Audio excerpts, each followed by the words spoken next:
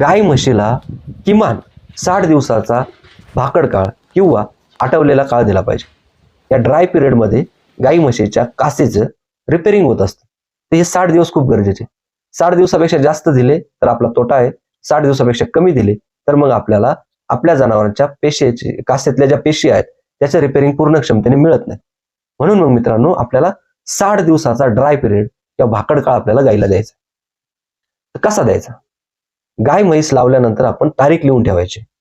पुन्हा तिची गाभणपणाची तपासणी केल्यानंतर ती कन्फर्म झाली हे लिहून ठेवायचं आणि त्यानुसार मित्रांनो लावलेल्या तारखेपासून आपण हिशोब करून तिला कधी आठवायची हे ठरवलं पाहिजे. तर गाय कधी आठवायची? 8वा महिना सुरू होण्यापूर्वी अगोदर 10 दिवसच आपण तयारीला लागायचे आणि 8वा महिना सुरू होईपर्यंत ती आटलेली पाहिजे. म्हशीमध्ये 9वा महिना सुरू होण्यापूर्वीच आपण 8-10 दिवस तयारी करायची आणि 9व्या महिन्यात ती आटलेलीच पाहिजे. अशा पद्धतीने मित्रांनो आपण तिला गाईला 8वा आणि 9वा महिना, म्हशीमध्ये 9वा आणि 10वा महिना कासेला आराम देऊ शकतो. मित्रांनो कासेला जर आराम दिला तर तिथे जी काही रिपेअरिंग प्रोसेस होणार आहे ती होईल.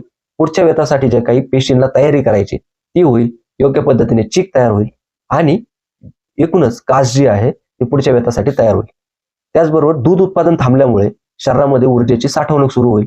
जर शरीरात योग्य पद्धतीने ऊर्जा साठवली गेली जनावर स्ट्रेस फ्री राहील आणि विताना त्याला त्रास होणार नाही.